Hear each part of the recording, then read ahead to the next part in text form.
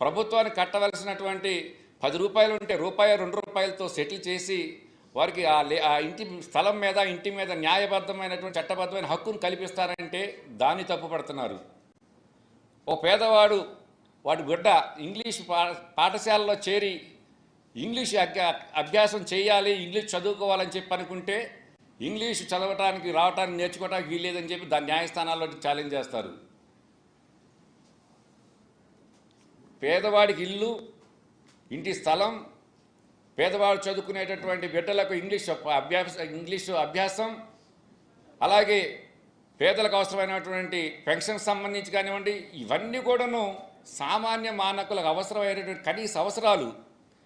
ఈ అవసరాలు తీర్చాలని ముఖ్యమంత్రి గారు ఆలోచన చేస్తుంటే చంద్రబాబు నాయుడు గారు దాన్ని ఛాలెంజ్ చేస్తూ న్యాయస్థానాల ద్వారా అడ్డుకోవాలని చెప్పి ప్రయత్నం చేయటం పూర్తిగా పేదలపై చంద్రబాబు నాయుడు తెలుగుదేశం ప్రభుత్వం చేస్తున్నటువంటి సామాజిక దాడి అని మాత్రం దీన్ని స్పష్టంగా మేము తెలియజేస్తున్నాం.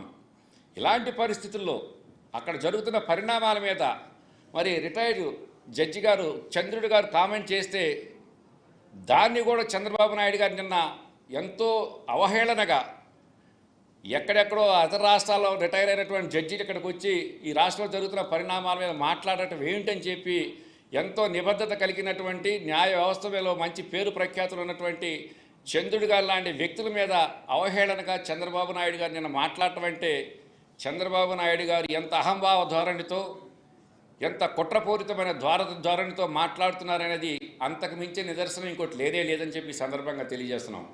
ఈ విధంగా పరిణామాలను ఈ విధంగా ఇట్లా జరుగుతుంటే ఇక్కడ ఎన్నో ఆర్థిక ఒడిదుడుకులు ఉన్నప్పుడు కూడాను ముఖ్యమంత్రి గారు మొక్కవని ధైర్యంతో అనేక రకాలైన కార్యక్రమాలు, సంక్షేమ కార్యక్రమాలు చేపడుతుంటే ఆర్థికపరమైనటువంటి వెసులుబాటు లేక ఇబ్బందులు పడుతున్న ప్రస్తుత పరిస్థితుల్లో ఇక్కడ జరుగుతున్న పార్లమెంటు సమావేశాలలో తెలుగుదేశం పార్టీకి సంబంధించినటువంటి పార్లమెంట్ సభ్యులు ఆంధ్ర రాష్ట్రంలో ఏ ఘోరాలు నేరాలు జరిగిపోతున్నాయి, కేంద్రం నుంచి ఆంధ్ర రాష్ట్రానికి ఏ విధమైనటువంటి సహాయ సహకారాలు అందించడానికి వీల్లేదు, ఆర్థికపరమైన వెసులుబాటు కల్పించడానికి వీల్లేదని చెప్పి ఆంధ్ర రాష్ట్ర పరువు ప్రతిష్టలను మంట కలిపే విధంగా పార్లమెంటులో తెలుగుదేశం పార్టీ పార్లమెంట్ సభ్యులు ప్రవర్తిస్తున్న తీరు, మాట్లాడుతున్న తీరు సభ్య సమాజం కూడా తల వంచుకోవాల్సిన పరిస్థితులు ఉన్నాయని చెప్పి ఈ సందర్భంగా మీకు తెలియజేస్తున్నాం. ఇన్ని రకాలైనటువంటి పరిస్థితుల్లో ఎక్కడా చిన్న ఏమరపాటు లేకుండా మన ముఖ్యమంత్రి గారు పరిపాలన కొనసాగిస్తున్నారంటే అది పూర్తిగా ఆంధ్ర రాష్ట్ర ప్రజలు చేసుకున్నట్టు అదృష్టంగా భావిస్తూ ఇలాంటి పరిస్థితుల్లో చంద్రబాబు నాయుడు గారికి ఒకటే చెప్తున్నాం, మీరు బాధ్యత కలిగిన ప్రతిపక్ష నాయకుడిగా కొనసాగటం లేదనుకుంటే ఇప్పటికే స్థానిక సంస్థల దగ్గర నుంచి ఆఖరికి కుప్పం ఎన్నికల్లో కూడాను, కుప్పం పురపాలక సంఘ ఎన్నికల్లో కూడాను ఆ ప్రాంత ప్రజలు కూడా నిన్ను చేత్కరించి ఏ విధంగా అయితే నిన్ను ఇంట్లో పక్కన కూర్చోబెట్టారో భవిష్యత్తు మొత్తం కూడాను ఆ విధంగా ఇంట్లో కూర్చోవలసిన పరిస్థితులు నీకు ఉన్నాయి. కాబట్టి ఇప్పటికైనా వాస్తవాలు తెలుసుకుని ముఖ్యమంత్రి గారు చేస్తున్న పరిపాలన విధానానికి రాష్ట్ర ప్రజలు బ్రహ్మరథం పట్టే పరిస్థితులను వాస్తవాలను గ్రహించి మెలుచుకోవాలని చెప్పి ఈ సందర్భంగా మేము హెచ్చరిక చేస్తున్నాం.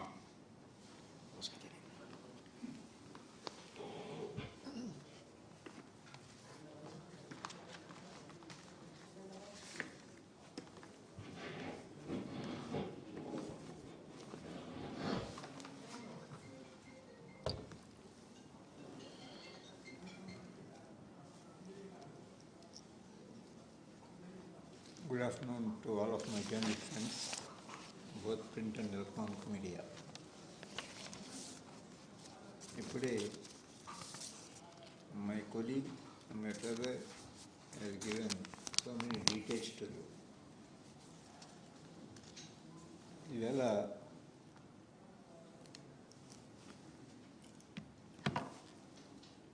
చంద్రబాబు నాయుడు గారు వెరీ సీనియర్ లీడర్, దాదాపు 14 సంవత్సరాలు ఈ రాష్ట్రాన్ని పరిపాలించిన వారు. ఆయన యొక్క ప్రధాన కర్తవ్యం ఏ విధంగా ఉండాలంటే బాధ్యతాయుతమైనటువంటి ప్రతిపక్ష నాయకుడిగా రాష్ట్ర అభివృద్ధికి, పేదల సంక్షేమానికి మంచి విలువైనటువంటి సలహాలు, సూచనలు ప్రభుత్వానికి ఇవ్వవలసినటువంటి ప్రధానమైన బాధ్యతను నెరవేర్చవలసినటువంటి మరి గౌరవ మాజీ ముఖ్యమంత్రి గారు దాన్ని పూర్తిగా విస్మరించి యథేచ్ఛగా మాట్లాడడానికి కావాల్సినటువంటి స్వేచ్ఛను కోరుకుంటూ ఉన్నారు ఆయన. అది చాలా దురదృష్టకరమైనటువంటి పరిణామం. ఒకసారి మనం ఈవేళ జరుగుతున్నటువంటి ఆంధ్రప్రదేశ్ రాష్ట్రంలో జరుగుతున్నటువంటి ఈ పాదయాత్ర కార్యక్రమానికి కాస్త ముందుగా మనం ఆలోచించవలసింది ఏంటంటే, రాజధాని కోసం భూములు సేకరించాలా, లేకపోతే భూముల గురించి రాజధాని అక్కడ పెట్టారా? ఈ రెండు ఒక ప్రధానమైనటువంటి డిబేటబుల్ సబ్జెక్ట్. అక్కడ రాజధాని పెట్టాలనే ఒక పవిత్రమైన ఆశయం ఉండుంటే, లేకపోతే అక్కడ ఉన్నటువంటి గ్రామాలు దాదాపు 29 గ్రామాలు తెలుగుదేశం పార్టీ వారికి అతి ప్రధానమైనటువంటి గ్రామాలు అవి. ముఖ్యంగా చంద్రబాబు నాయుడు గారికి అభిమానులు ఎక్కువ అక్కడ. మరి అక్కడ రాజధాని పెట్టేటప్పుడు నష్టం జరగకుండా వారికి నష్టం జరగకుండా చూడవలసినటువంటి ప్రధాన బాధ్యత ఉంది. ఎందుచేత ఒక 3-4 వేల ఎకరాలు అయితే ఒక చక్కని రాజధాని మనం నిర్మించుకోవచ్చు. అందుకంటే పెద్దగా ఎక్కువగా అవసరం లేదు. వాస్తవంగా మనతో ఈవేళ వర్టికల్ బిల్డింగ్స్ నిర్మాణాలు జరుగుతున్న ఈ రోజుల్లో 33,000 ఎకరాలు సేకరించవలసినటువంటి అవసరం లేదు. మరి ఎందుకు అంత భూమిని సేకరించడం, వారందరికీ లేనిపోయిన ఇబ్బందులు కలగజేయటం? నిజంగా వారి మీద అభిమానం ఉంటే ఒక 5,000 ఎకరాల రాజధానికి తీసుకుని మిగతాది ఇది రెసిడెన్షియల్ ఏరియా, ఇది ఎడ్యుకేషనల్ హబ్బు, ఇది హాస్పిటల్ హబ్బు, లేదా ఇది ఇండస్ట్రియల్ లొకేషన్, ఇట్లా డివైడ్ చేసి వారి పోట్లు వాటి పరమంటే కొంతమంది అమ్ముకుందరో, కొంతమంది వారే నిర్మాణాలు చేసుకున్నందరూ ఇవాళ ఎవరికి ఇబ్బంది ఉండేది కాదు. కేవలం దాన్ని రియల్ ఎస్టేట్ వ్యాపారం చేయాలనేది ఆయన యొక్క ప్రధానమైన ఉద్దేశం. వారి తండ్రిలో, వారి తాతలో, వారి ముత్తాతలో, లేదా వారు సంపాదించుకున్న భూముల్ని అమ్ముకోవడానికి నిట్ట నిలువున వాళ్ళని మోసం చేసిన వాళ్ళు ఎవరంటే, ప్రధానమైన మొట్టమొదటి ముద్ద ఎవరంటే చంద్రబాబు నాయుడు గారు వస్తారు. దీంట్లో పాపం అమాయకులు కాబట్టి వాళ్ళకి తెలియట్లేదు. ఇది వాస్తవం. మనం ఒకసారి విజ్ఞులని మీరు అందరూ ఆలోచించేయండి. ఎందుకు అంత భూమి అవసరం అంటే, ఆ భూమి అమ్ముకోవాలనే ఒక దురుద్దేశంతో మొట్టమొదటి నుంచి ఉంది కాబట్టి అక్కడ 33,000 ఎకరాలు ఎక్వైర్ చేయటం, అది ఎక్కడైతే బయటపడుతుందో అని వేళ లేనిపోని ఈ చిందులన్నీ చేస్తూ ఉన్నారు. ఇది ఈ రకమైనటువంటి పోకడలో ఎన్నాళ్ళు మోసం చేయగలరు? ఏదో ఒక రోజు వారికి పూర్తిగా అర్థమవుతుంది. ఎందుకంటే కొద్ది రోజులు కొంతమందిని, కొద్ది రోజులు కొంతమంది మోసం చేయగలరేమో కానీ అన్ని రోజులు అందరినీ మోసం చేయలేరు. ఈ విధమైన మోసం చేస్తూ ఈవేళ తీసుకొచ్చి జగన్మోహన్ రెడ్డి గారిని నీకు పరిపాలన చేత కాదు అనే మాటలు మాట్లాడుతూ మరి ప్రయత్నాలు చేస్తూ ఉన్నట్టయితే దీనికి మేము తీవ్రమైనటువంటి మరి నిరసన వ్యక్తం చేస్తున్నాం. ఇది కేవలం వారు రియల్ ఎస్టేట్ వ్యాపారం చేయడానికి ప్రయత్నం చేసి అది విఘాతం కలిగింది అనేది వేళ వారికి బాధ. ముఖ్యమంత్రి గారు జగన్మోహన్ రెడ్డి గారి ఆలోచనలు ఎక్కడ తప్పుంది? దీంట్లో అందరికీ సామాజిక న్యాయం జరగాలి అని. సామాజిక న్యాయం అంటే పరిపాలన వికేంద్రీకరణ జరగాలి అని అందరికీ. పరిపాలన వికేంద్రీకరణ ప్రతి ఒక్కరు కోరుకుంటూ ఉన్నారు. ఇవాళ రాయలసీమ ప్రాంతానికి కూడా ఒక రకమైన బాధ ఉండొచ్చు. వారికి అంచేత వారిని కూడా సాటిస్ఫై చేయవలసిన ప్రధానమైన బాధ్యత అందరి మీద ఉంది, పరిపాలకుల మీద ఉంది. అలాగే ఉత్తరాంధ్ర వారిని కూడా మనం ఇక్కడ కూడా డిస్సాటిస్ఫాక్షన్ గురి కానివ్వకూడదు. ఈ విధమైనటువంటి ఆలోచనతో మరి అడ్మినిస్ట్రేటివ్ క్యాపిటల్ విశాఖపట్నంలోను, అదేవిధంగా లెజిస్లేచర్ క్యాపిటల్ అమరావతిలోను, మరి జ్యుడిషియల్ క్యాపిటల్ తీసుకొచ్చి కర్నూలులోనే పెట్టాలని నిర్ణయం చేయడం గల ప్రధానమైన కారణాలని ఒకసారి పాలనా వికేంద్రీకరణ చేస్తే భవిష్యత్తులో మరో ఉద్యమం రాకుండా ఉంటుంది, మరోసారి రాష్ట్ర విభజన జరగకుండా ఉంటుంది అనేది ప్రధానంగా తీసుకుని మరి పరిపాలన సాగిస్తున్నప్పుడు ఏదో విధంగా దాన్ని రాజకీయం చేయాలనే ప్రయత్నం చేయటం మరి దాని మీద పెద్ద పాదయాత్ర జరపడం, ఆ పాదయాత్ర అయిపోయింది అక్కడితో ఆగుతుందా అంటే మరలా తిరిగి శ్రీకాకుళం నుంచి విశాఖపట్నం వరకు, అట్లాగే చిత్తూరు నుంచి అనంతపురం వరకు, నెల్లూరు నుంచి గుంటూరు వరకు, తూర్పుగోదావరి జిల్లా నుంచి కృష్ణా వరకు మరలా పాదయాత్ర చేయాలనేది మరి ఒక పథకం ప్రకారం ఏదో విధంగా ఆంధ్రప్రదేశ్ ప్రజలను రెచ్చగొట్టాలని చేస్తున్నటువంటి ప్రయత్నం తప్పిది మరొకటి కాదు అనేది ఈ సందర్భంగా మరి మీ ద్వారా ఈ రాష్ట్ర ప్రజలందరికీ నేను ప్రధానంగా మరి విజ్ఞప్తి చేస్తున్నాను. అంతేకాకుండా ఒకసారి మీరు ఇంకా రాష్ట్ర ఆదాయం గురించి కూడా మీరు మాట్లాడుతూ ఉన్నారు. ఒకసారి ఈ రాష్ట్ర ఆదాయ పరిస్థితులు ఒకసారి మనం చూసుకున్నట్టయితే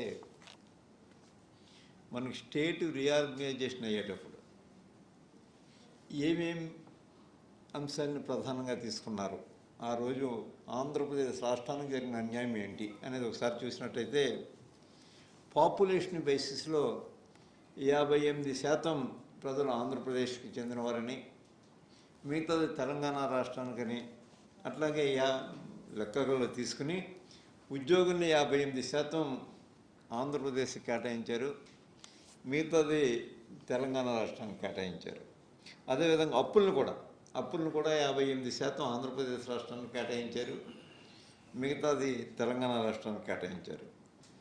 ఆదాయం మాత్రం ఆ విధంగా 58% వచ్చేదాకా మాత్రం లేదు, దాని గురించి ఎవరూ ప్రయత్నమే చేయలేదు. ఆవేళ పార్లమెంట్లో కూడా ఆంధ్రప్రదేశ్ చెందినటువంటి పార్లమెంట్ సభ్యులను కూడా ఎక్కడ మాట్లాడలేదు.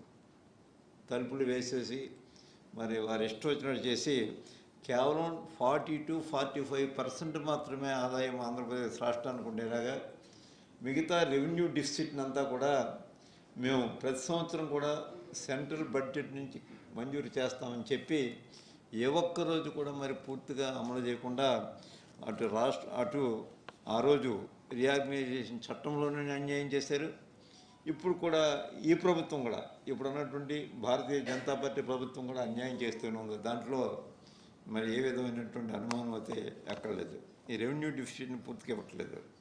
ఆ రోజు మనకు వాటా కింద 97,000 కోట్ల రూపాయలు మనకు ఆదాయంగా తీసుకుంటే ఆ రోజు దాంతోపాటుగా పబ్లిక్ అకౌంట్ డిఫిసిట్ కలుపుకొని 1,16,000 కోట్లు ఆ రోజు మనకి అప్పుగా చూపించారు. ఆంధ్రప్రదేశ్ రాష్ట్రానికి 1,16,000 కోట్లు, 1,16,000 కోట్లు ఆ రోజు అప్పుగా చూపించారు. దాన్ని చంద్రబాబు నాయుడు గారి పరిపాలన వచ్చిన తర్వాత 2,62,000 కోట్లకి చేరింది. జగన్మోహన్ రెడ్డి గారి అధికారంలోకి వచ్చేటప్పటికి 2,62,000 కోట్లు, దాదాపుగా 3 లక్షల కోట్లు చేరింది. ఆ విధంగా మరి ఇప్పుడు ఈ ప్రభుత్వమైనా, ఇప్పుడున్నటువంటి కేంద్ర ప్రభుత్వమైనా ఆనాడు అన్న మాట ప్రకారంగా రెవెన్యూ డిఫిసిట్ని ఏమైనా పూర్తిగా ఇస్తుందంటే అది కూడా ఎక్కడ ఇస్తున్నటువంటి పాపాన పోలేదు. అంతేకాకుండా ఇంకా చంద్రబాబు నాయుడు గారి పాలనలో మనకు 13,000 కోట్ల రూపాయలు ప్రభుత్వం గ్యారంటీగా ఉంటూ కొన్ని కార్పొరేషన్లకు రుణాలు తీసుకున్నారు. కేవలం 13,000 కోట్లు ఉండేది వారి అధికారంలోకి వచ్చేటప్పటికి, మనకి వాటాగా వచ్చింది. ఇప్పుడు దాన్ని చంద్రబాబు నాయుడు గారి పాలనలో 58,000 కోట్లు చేశారు దాన్ని. ఇవన్నీ ఆ రోజు ఆయన మొదలుపెట్టినాయే. ఇవాళ జగన్మోహన్ రెడ్డి గారు వచ్చి కొత్తగా కార్పొరేషన్ రుణాలు తీసుకోవటంలోనూ లేదా మరొకటి చేయట్లేదు. ఇవన్నీ కూడా వారిని మొదలుపెట్టినాయే. ఇవన్నీ 13,000 కోట్లు ఉన్నటువంటి ఈ పబ్లిక్ రంగ కార్పొరేషన్ దగ్గర నుంచి 58,000 కోట్లకు దాన్ని పెంచారంటే ఆ రోజునే మొదలుపెట్టి ఆ భారం అంతా దాదాపు ప్రతి సంవత్సరము 25,000 కోట్ల రూపాయలు వడ్డీగా చెల్లించే భారం అంతా జగన్మోహన్ రెడ్డి గారి మీద పడింది, ప్రస్తుత ముఖ్యమంత్రి గారి మీద పడుతుంది. మరి ఎందుకు ఇవన్నీ పరిగణలోకి తీసుకోకుండా, అలాగే పవర్ సెక్టార్ కూడా 33,000 కోట్లు ఉంటే చంద్రబాబు నాయుడు గారు అధికారంలోకి వచ్చిన దాన్ని 70,000 కోట్లు చేశారు. ఈ రుణభారం అంతా తీర్చుకునే బాధ్యత మరి చంద్రబాబు ముఖ్యమంత్రి గారు జగన్మోహన్ రెడ్డి గారి మీద పట్టమే కాకుండా మరి ప్రతి సంవత్సరం కూడా 25,000 కోట్లు వడ్డీగా చెల్లిస్తూ ఉన్నారు అప్పుడప్పటికి. మరి ఈ విధంగా అలాగే అదేవిధంగా డ్వాక్రా మహిళలు కూడా, డ్వాక్రా సంఘాలను కూడా పూర్తిగా కొలాప్స్ అయిపోయినాయి. ఒకప్పుడు ఎంతో ఉజ్వల భవిష్యత్తుతోటి నడిచే డ్వాక్రా సంఘాలు చంద్రబాబు నాయుడు గారి పాలనలో పూర్తిగా కొలాప్స్ అయిపోయింది. ఎందుకు కొలాప్స్ అయిపోయినాయి అంటే సక్రమంగా రీపే చేసే వాళ్ళు ఎవరంటే డ్వాక్రా మహిళలు. ఏ బ్యాంక్ అధికారైనా చెప్తారు చాలా చక్కగా రీపే చేస్తున్నారని చెప్తుంటేవారు. ఏం చేద్దంటే తూర్పుగోదావరి జిల్లా, పశ్చిమ గోదావరి జిల్లా, నేను ఇన్ఛార్జ్ మంత్రిగా పశ్చిమ గోదావరి జిల్లా ఉండేవాడిని. తూర్పుగోదావరి జిల్లా ఎప్పుడు కూడా స్టాండ్ ఫస్ట్ డ్వాక్రా సంఘాల రుణాలు పొందటంలో కానీ ఆ రుణాలు రీపే చేయడంలో కానీ ఎప్పుడు కూడా రాష్ట్రంలోనే ప్రథమ భాగంలో ఉండేది. అటువంటి సంఘాలన్నీ కూడా పూర్తిగా కొలాప్స్ అయిపోయినాయి. ఎందుకు కొలాప్స్ అయిపోయినాయి అంటే మీ రుణాలన్నింటినీ మేము తీరుస్తామని ఒక మాట ఇచ్చి ఆ రోజు అధికారంలోకి వచ్చిన తర్వాత పూర్తిగా విడిచిపెట్టారు. దాన్ని పూర్తిగా విడిచిపెట్టిన వల్ల అవన్నీ కొలాప్స్ అయిపోతే మళ్ళీ ఆనాడు ఉన్నటువంటి అప్పుడు 27,000 కోట్లు కూడా మరి జగన్మోహన్ రెడ్డి గారు ముఖ్యమంత్రి అయిన తర్వాత తీర్చారు. అన్న మాట నిలబెట్టుకున్నారు. అన్న మాటను ప్రతి ఒక్కరి మాట కూడా అన్న మాట నిలబెట్టుకున్నారు తప్ప ఎక్కడ కూడా మరి వెనకడుగు వేసిన పాపాన పోలేదు. మరి అది ఒక్కసారి మరి రాష్ట్ర ప్రజలు ఆలోచించవలసినటువంటి అవసరం ఉంది. మనకున్న ఇబ్బందులు ఏమేంటి వచ్చినాయి అని చూస్తే జగన్మోహన్ రెడ్డి గారు ముఖ్యమంత్రి అయిన తర్వాత చూస్తుంటే ఒక మన దేశంలోనే కాదు, లేదా మన రాష్ట్రంలోనే కాదు, ప్రపంచవ్యాప్తంగా ఆర్థిక మాంద్యం ఉన్న రోజు లేదు. అదొక మనకి డెఫిసిట్, అదో రకమైనటువంటి ఇబ్బంది. అయితే కోవిడ్ పాండమిక్ కారణంగా దాదాపు 30,000 కోట్లు అదనంగా మనకు ఖర్చు అయినటువంటి జరిగింది. ఈ విధంగా 2 రకాల బాధలు వచ్చి మన మీద పడ్డాయి. ఒకటి ఆర్థిక మాంద్యం, 2 కోవిడ్ పాండమిక్. ఈ 2 కారణాల వల్ల ఆర్థికంగా పూర్తిగా మనకు కదలలేని పరిస్థితి ఏర్పడింది. కాబట్టి ఈవేళ కొంత ఇబ్బందికర పరిస్థితులు వచ్చినాయని రాష్ట్ర ప్రజలందరూ దయచేసి గ్రహించవలసిందిగా నేను కోరుతున్నాను. మరి బాధ్యతాయుతమైనటువంటి ప్రతిపక్షానికి ఇవన్నీ తెలియక కాదు, సుదీర్ఘమైనటువంటి పాలనానుభవం ఉంది. ఆర్థిక శాస్త్రం చదువుకున్నారైనా ఆయనకి ఆర్థిక కష్టాలు, ఆర్థిక నష్టాలు తెలియని వారు కాదు. మరి ఎందుచేత ఈ విధంగా ప్రవర్తిస్తూ ఉన్నారంటే ఏదో విధంగా ప్రజలకు మభ్యపెట్టి మరలా అధికారం చేజిక్కించుకోవాలనే ప్రయత్నం చేయటం, దాన్ని ఇటువంటి పాండమిక్ సమయంలో మరి ఇటువంటి కుతంత్రాలకి మరి పన్నటం ఏమాత్రం కూడా మరి సమంజసమైనటువంటి మరి ఆలోచన కాదు అని నాలిక ఎలా తిరిగితే అలా మాట్లాడుతున్నారు. మనం కూడా పాలిటిక్స్, రాజకీయాల్లో కొంచెం హుందాగా ప్రవర్తించడం మనం అలవాటు చేసుకోవాలి. హుందాగా ఎప్పుడైతే ప్రవర్తించలేదో, ఎక్కడైతే అదుపు తప్పి మాట్లాడుతూ ఉన్నారో, ఎక్కడైతే వినరాని భాషతో మాట్లాడుతూ ఉన్నారో, ఎక్కడైతే బాడీ లాంగ్వేజ్ కూడా ప్రాపర్గా లేదో సహజంగానే ఈవేళ యువకులు చాలామంది శాసనసభ సభ్యులుగాను లేదా పార్లమెంట్ సభ్యులుగాను ఎలక్ట్ అవుతూ ఉన్నారు. మరి వారికి కూడా ఒకసారి రియాక్షన్ ఇస్తూ ఉంటుంది. అందుచేత ఒకసారి బాధ్యత అయినటువంటి పదవులు చేసిన వాళ్ళు కొంచెం మనం సంయమనం పాటించినట్టయితే, ఏదైనా విపత్కర పరిస్థితులు వచ్చినప్పుడు కొంచెం సంయమనం పాటించినట్లయితే మరి తప్పకుండా ఎటువంటి మరి అవాంఛనీయమైన సంఘటనలు ఆంధ్రప్రదేశ్ రాష్ట్రంలో జరగడానికి అవకాశం లేదు. ఎందుకంటే శాంతియుతమైనటువంటి ప్రాంతం మన ఆంధ్రప్రదేశ్ రాష్ట్రం అంటే కొంచెం ఆలోచన పనులు ఎక్కువగా ఉన్నటువంటి రాష్ట్రం. మరి అటువంటి రాష్ట్రంలో అటువంటి జరిగే అవకాశం లేదు. కాబట్టి ఎందుకు ఈ రెచ్చగొట్టే విధానాలను మీరు కొత్తగా తయారు చేస్తూ ఉన్నారు? రాజకీయాల్లో చాలా వరకు కొన్ని కొత్త పోకళ్ళు నేర్పింది ఎవరంటే చంద్రబాబు నాయుడు గారే. ఒకసారి మీరు కూడా తెలియని వారు కాదు. రాజకీయాల్లో డబ్బు ఎక్కువగా ప్రవాహంలా ఖర్చు పెట్టవలసిన పరిస్థితుల్లో ఈనాడు రాజకీయాల్లో ఉన్నాయండి ఆంధ్రప్రదేశ్ రాష్ట్ర పాలిటిక్స్లో. అంటే ఆర్జులు ఎవరంటే ఆయనే. మరి ఈ విధమైనటువంటి పోకళ్ళన్నీ చేస్తే ఎప్పుడు అవే మన పీకిని పట్టుకుంటాయి. ఎప్పుడు కూడా మనం యాంటీ సోషల్ యాక్టివిటీస్ లేదా యాంటీ సోషల్ ఎలిమెంట్స్ని ఎప్పుడు కూడా మనం ప్రోత్సహించకూడదు. ఎప్పుడైతే ఆ 2 మనం ప్రోత్సహించామో తిరిగి మనల్నే కరుస్తూ ఉంటాయి. ఆ ప్రమాదం మరి తెచ్చుకోకూడదు. దయచేసి ఇటువంటివన్నీ మీకు పాలనా అనుభవం ఉన్న మీకు ఇవన్నీ మీకు తెలిసినవి తెలియనివి కాదు. కానీ దయచేసి అటువంటి చేయకండి. ఎక్కడి నుంచి అయినా కొంచెం సమన్వయంతో మనం మాట్లాడేటప్పుడు కొంచెం ఒక మంచి భాష మాట్లాడాలి. నేను మాట్లాడను కదా అటువంటి భాష ఇక్కడ మాట్లాడాలంటే, కానీ అది విజ్ఞత అనిపించుకోదు.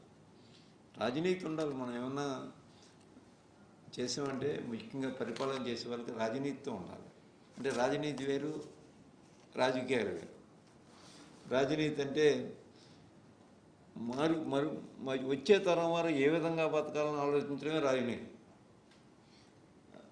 రాజకీయం అంటే సరే ఎవరో గెలుస్తారు, ఎవరో ఓడిపోతారు, అది పెద్ద సమస్య కాదు. ప్రజాస్వామ్యం పటిష్టంగా ఉండాలి తప్ప ఎవరు వస్తారో ఎవరో 5 ఏళ్ళో 10 ఏళ్ళో పరిపాలన చేస్తారో మరో ఇంకోటి వస్తుంటారో దాని గురించి పెద్దగా మనం ఆలోచించవలసిన పని లేదు. కానీ ఎవరు వచ్చినా సుభిక్షంగా పరిపాలించాలని మాత్రం ప్రజలు కోరుకుంటారు. అంతే తప్ప మరి రాజనీతితో కూడినటువంటి రాచరిక పరిపాలన ఉండాలి తప్ప, ప్రజాపాలన ఉండాలి తప్ప రాజనీతిని విడిచిపెట్టి పరిపాలన సాగిస్తే మాత్రం ఏదో దాని కాటుకు బలయ్యేవారు ఎవరంటే ఎవరు మొదలుపెట్టారో వాళ్ళే బలవుతూ ఉంటారు. మనం చాలా సంఘటనలు చెప్పగలం. అటువంటి సంఘటనలు మనం చూస్తున్నప్పుడు చరిత్రలో చాలా సంఘటనలు ఉన్నాయి. అటువంటి జరిగినప్పుడు ఆయన అడగవలసింది ఎప్పుడైనా ఢిల్లీకి వస్తూ ఉన్నారు.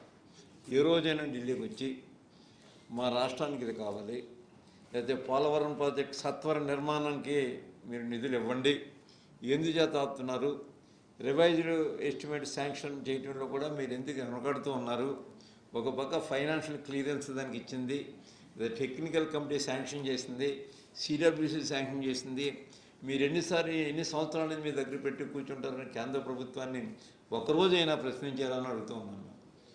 అప్పుడు బాధ్యతాయుతమైన ప్రతిపక్ష నాయకుడు అంటే చేయాలి. అది చేస్తే ఏమైపోయింది, ఇప్పుడు పోలవరం ప్రాజెక్టు వస్తే అందరికీ మంచి పేరు వస్తుంది.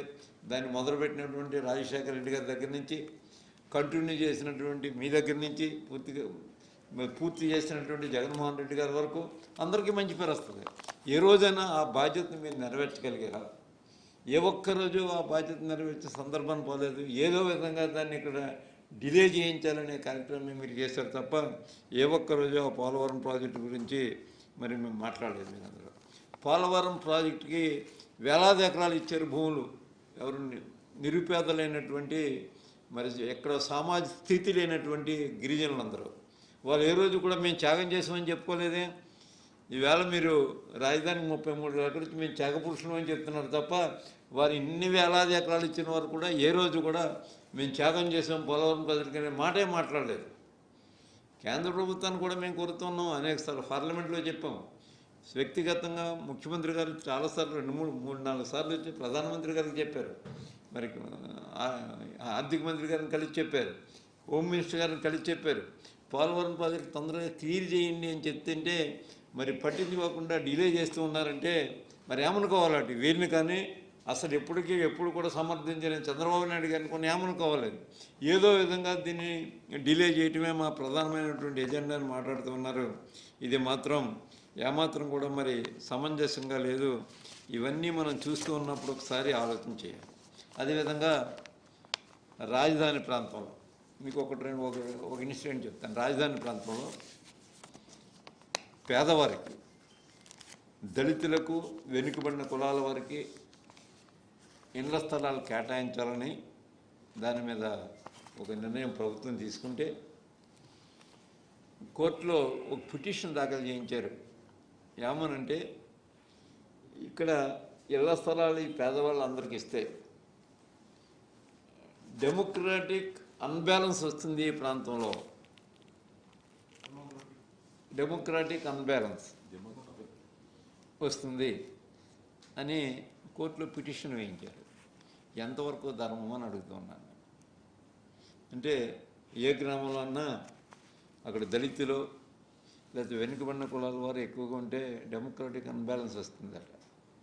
అది ధర్మంగా, అది ఒక రాష్ట్రం 14 సంవత్సరాలు రాష్ట్రాన్ని ముఖ్యమంత్రిగా పరిపాలించిన మీరు అలా మాట్లాడవచ్చు అని అడుగుతున్నాను నేను. అంటే మీ పొలంలో పనిచేయడానికి పేదవాడు కావాలి, మీ బాత్రూంలో కడగడానికి పేదవాడు కావాలి, మీ ఇల్లు తుడవడానికి పేదవాడు కావాలి, మీ వీధిలో పేదవాడు ఉండటానికి వీల్లేదు, లేదా మీ గ్రామంలో పేదవాడు ఉండటానికి వీల్లేదు. అదా మీ పరిపాలనలో మీరు మాకు నేర్పిన పాఠాలేవా ఈ రాష్ట్ర ప్రజలకి? అదా మీ యొక్క విజ్ఞత? అదా మీ యొక్క మరి సుధర్మమైనటువంటి పరిపాలన? అంటే మీరు పరిపాలన చేసేటప్పుడు ఏదో విధంగా అనగదొక్కాలనే పరిపాలన చేశారనే దానికి ఒక చక్కని ఉదాహరణ మరొకటి ఉంది. మరొకటి ఏంటంటే కేంద్ర న్యాయశాఖ మంత్రి గారు ఒక లేఖ రాశారు. ఆయన ఆ లేఖ కూడా బయటకు వచ్చింది, ప్రెస్లో కూడా ప్రింట్ అయింది. అది వెనుకబడిన తరగతుల వారు న్యాయమూర్తులుగా పనికిరారు అని ఒక లేఖ రాశారు. మరి వెనుకబడిన తరగతి వారికి ఆర్థిక స్థితి లేక, మిమ్మల్ని ఏమనలేదు కానీ, లేకపోతే ఇంక నేనంటే బాగుండదు, పెద్దవారు మీరు అందరూ, ఆయన నేనంటే బాగుండదు, ఏం చేస్తే పాపం ఉంది మిమ్మల్ని చెప్పండి. అంటే వెనుకబడిన తరగతుల వారు న్యాయమూర్తులుగా పనికిరారా? కేవలం మీ బాత్రూమ్లు కడగడం వరకే పనికొస్తారా? లేకపోతే మీ మరుగుదొడ్లకు తొడవడం క్లీన్ చేయడానికి పనికొస్తారా? వాళ్ళు న్యాయమూర్తిగా పనికిరారా? ఎంతమంది లేరండి ఒక చక్కని న్యాయమూర్తులుగా? మరి ఈ అనేక రాష్ట్రాల్లో మరి న్యాయమూర్తులకు పనిచేసిన వాళ్ళు చాలామంది ఉన్నారు. మరి అలాంటి మాటలు మాట్లాడొచ్చా మీరు? ఒక పక్కన ఇళ్ల స్థలం అయితే డెమోక్రటిక్ అన్బ్యాలెన్స్ వస్తుందంటారా? సామాజిక సమతుల్యం దెబ్బతింటుందంటారా? కులాల మధ్య సామాజిక సమతుల్యం దెబ్బతింటుందట. అక్కడ పేద వెనుకబడిన వర్గాల వారు కానీ దళితులు కానీ ఆ గ్రామం వస్తే సామాజిక సమతుల్యం దెబ్బతింటుంది. లేకపోతే వాళ్ళు న్యాయమూర్తులు అయితే పనికిరారు. ఏం మాటలు మాట్లాడతారు ఇది? మరి వెనుకబడిన తర్వాత ఓట్లు మాత్రం కావాలా? బీసీలు మేము ఉద్ధరించామని మాట్లాడితేనే మరి వెనుకబడిన వర్గాలకు మాత్రం వాళ్ళు ఉన్నత పదవులు ఉంటే మాత్రం పనికిరారు.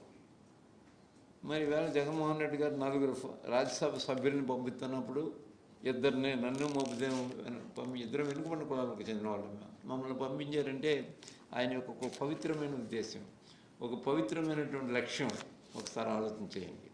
దాదాపుగా ఆంధ్రప్రదేశ్ రాష్ట్రంలో ఈవేళ సామాజిక న్యాయం ఏమైనా జరుగుతుందంటే 60% బీసీ, ఎస్సీ, ఎస్టీ మైనార్టీస్కి మరి అటు స్థానిక సంస్థల రిజర్వేషన్లు కానీ, లేక నామినేటెడ్ పోస్టుల్లో కానీ, లేదా చిన్న చిన్న కాంట్రాక్టుల విషయం ఇవ్వటం కేటాయించడంలో కానీ 60% వరకు మరి ఈ బడుగు వర్గాలకి, ఈ నిమ్నజాతులకి ఇస్తూ ఉన్నారంటే అది సామాజిక న్యాయం కాపాడటం అంటే. మరి మీరు ఎప్పుడైనా అటువంటి సామాజిక న్యాయం జరపాలని ఆలోచన చేస్తారని అడుగుతున్నాం మేము. అంచేత కేవలం ఎప్పుడో వచ్చి మరి మీ ఇష్టం వచ్చినట్టు నాలుగు ఎలా తిరిగితే అలా మాట్లాడి ప్రస్తుత ముఖ్యమంత్రి గారు ఒక పవిత్రమైనటువంటి ఉద్దేశంతో, ఒక పవిత్రమైనటువంటి లక్ష్యంతో మరి పరిపాలన సాగిస్తూ ఉన్నప్పుడు మరి మీరు ఈ రాష్ట్రం యొక్క ఆర్థిక స్థితిగతులు పరిపూర్ణంగా మీకు తెలుసుండి కూడా ఏ విధంగా దీన్ని ఈ ఆర్థిక పరిస్థితి మనం చక్కదిద్దుకోవాలనేది ఒక ఆర్థిక శాస్త్రం చదువుకున్న వారిగా ఇవ్వండి, సలహాలు ఇవ్వండి, తప్పులేదు. ఆ సలహాలు పాటిస్తారా పాటించారా తర్వాత చూద్దాం. ఒక్క సలహా అయినా ఎప్పుడైనా ఇవ్వగలిగారా? ఎప్పుడు కూడా ఒక్క సలహా కూడా మీరు ఇవ్వలేదు. ఆర్థిక శాస్త్రం చదువుకున్న మీరు ఒక్కొక్క సలహా కూడా ఎప్పుడు ఆ రాష్ట్ర ప్రభుత్వానికి ఇచ్చిన పాపాన పోలేదు మీరు. అంచేత అటువంటి ప్రయత్నం చేయండి. ఒక మంచి బాధ్యతాయుతమైనటువంటి ప్రతిపక్ష నాయకులుగా మీరు తీర్చిదిద్దుకోండి. చరిత్రలో నిలబడి ఉంటారు తప్ప మరి ఇటువంటి మాటలు మాట్లాడుతూ మీరు ఎవరో కొత్తగా రాజకీయాలు వచ్చిన కుర్రాళ్ళు మాట్లాడుతున్నట్టు నోటుకు వచ్చినట్టు మాట్లాడి మీరు ఎవరినైనా ఫలితం చేయడానికి ప్రయత్నం చేస్తే మీరు పలచబడతారేమో తప్ప మరి మిగతా వారు మాత్రం ఎప్పుడూ పలచబడరు అనే విషయాన్ని ప్రధానంగా ఒకసారి గుర్తుకు చేసుకోవాల్సిందిగా ఈ సందర్భంగా మీకు మనవి చేస్తున్నాను. నేను ఆ రాజధాని నిర్మించాను, ఆ పరిపాలన చేస్తూ ఉన్నాను, ఈ పరిపాలన చేస్తున్నాను. బైబిల్లో ఒక మాట చెప్పారు. బైబిల్లో జేసస్ ఏం చెప్పారంటే, తన్ను తాను హెచ్చించుకున్నవాడు, తన్ను తాను తగ్గించుకుని మాట్లాడినవాడు ఎప్పుడు హెచ్చింపబడతాడు, తను తాను హెచ్చించుకున్నవాడు తగ్గింపబడతాడు అని. అలా ఎందుకు తగ్గించుకుంటారు? మీరు మీ స్థాయిని మీరు తగ్గించుకుంటున్నారు. మీ స్థాయిని మీరు తగ్గించుకుంటే ఎప్పుడూ మరలా ప్రజా జీవితంలో మనుగడ సాగించలేరు. అంచేత మీ స్థాయి ఎప్పుడు నిలబడుతుంది? మీరు కొంచెం హుందాగా ప్రవర్తించినప్పుడు, మంచి సలహాలు సూచనలు ప్రభుత్వాలకు ఇచ్చినప్పుడు, ప్రభుత్వం ఆర్థిక పరిస్థితి మెరుగైన ఆర్థిక పరిస్థితి బాగుపడాలంటే ఈ విధంగా చేయండి అని సలహా ఇవ్వండి. లేకపోతే కేంద్ర ప్రభుత్వం దగ్గరికి వచ్చి మా రాష్ట్రానికి ఇంకా మీరు ఎందుకు నిధులు కేటాయించట్లేదు, ఆ రోజు రీఆర్గనైజేషన్ చట్టంలో ఏం చెప్పారు, మీరందరూ ఏం చేస్తున్నారు, ఆ వేళ రీఆర్గనైజేషన్ చట్టానికి మీరు కూడా ప్రధానమైనటువంటి బాధ్యులు, మీరు ఎందుకు మాకు స్పెషల్ కేటగిరీ స్టేటస్ ఎందుకు ఇవ్వరు, ఆ వేళ మీరు ఒప్పుకున్నారు, ఆ వేళ మరి మీరు ఒప్పుకొని మీరు ఎందుకు చేయట్లేదు, ఇవన్నీ ఒక్కరోజైనా దాని గురించి మీరు కూడా మాట్లాడవలసిన బాధ్యత మీకు లేదా అని అడుగుతూ ఉన్నాను. నేను ఎప్పుడైనా మాట్లాడారా? ఎప్పుడు ఒక్క మాట ఢిల్లీ వచ్చి మాట్లాడలేదు, కనీసం అక్కడ ఎప్పుడు మాట్లాడే సందర్భాల్లో ఎంతసేపు కూడా ఏదో విధంగా ఉన్నవో లేనివో అవాకులో చవాకులో మాట్లాడుతుంది తప్ప మరి ఈ రకమైనటువంటి ప్రవర్తన అంత మంచిది కాదని మరి గౌరవనీయులైనటువంటి చంద్రబాబు నాయుడు గారికి మేము చాలా హృదయపూర్వకంగా నేను చెప్తూ ఉన్నాను.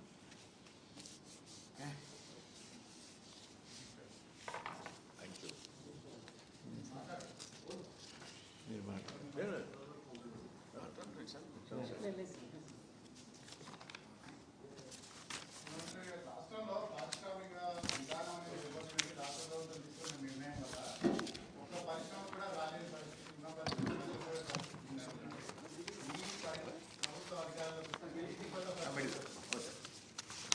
శ్రీనివాస్ రెడ్డి గారు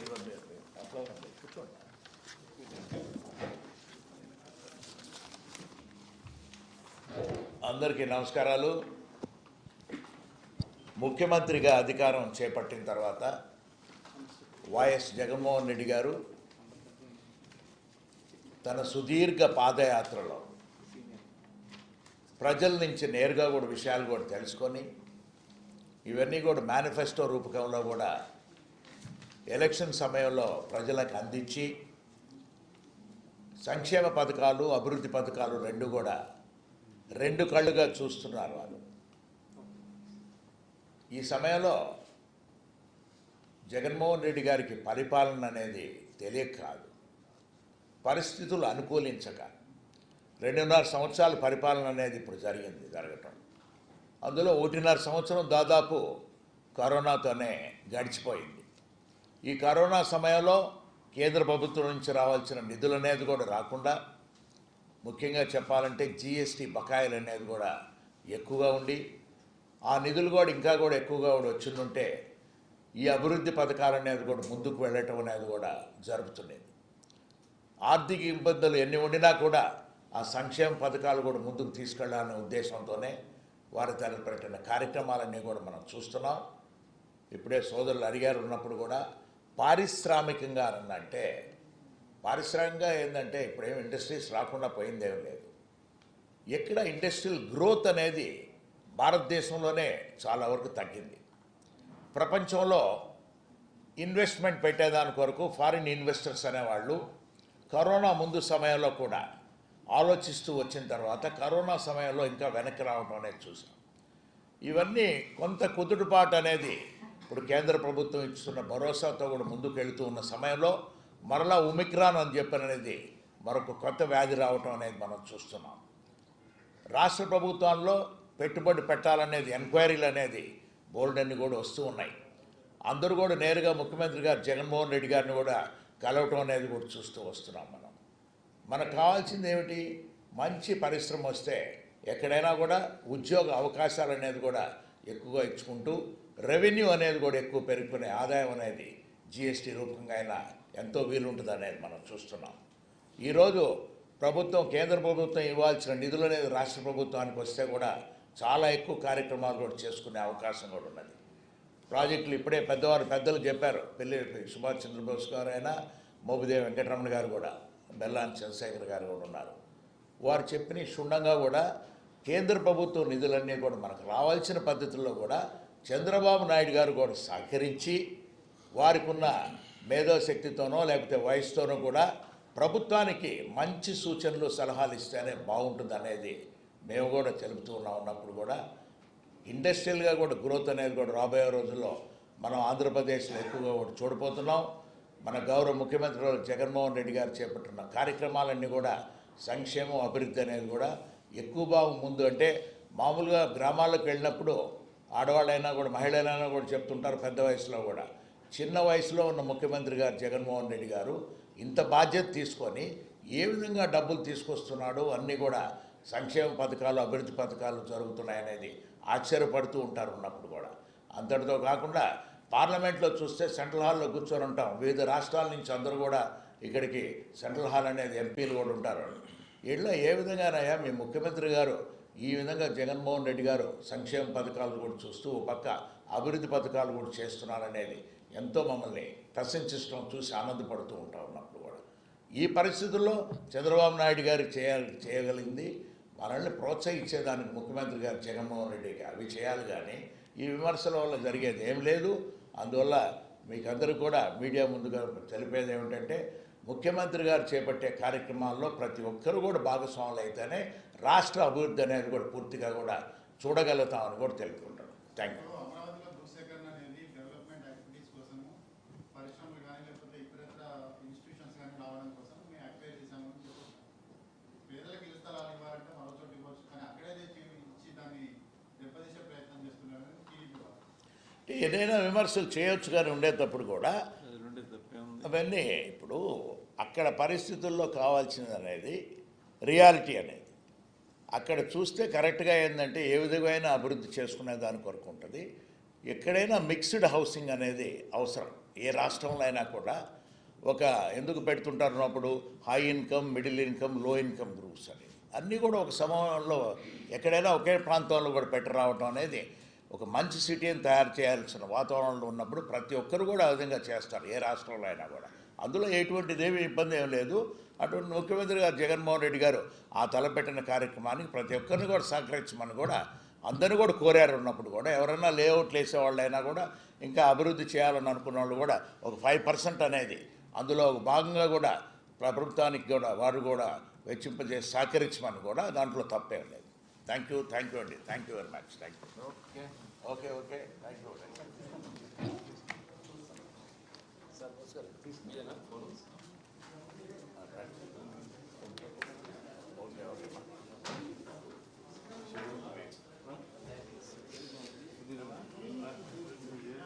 వాటర్ రాలేక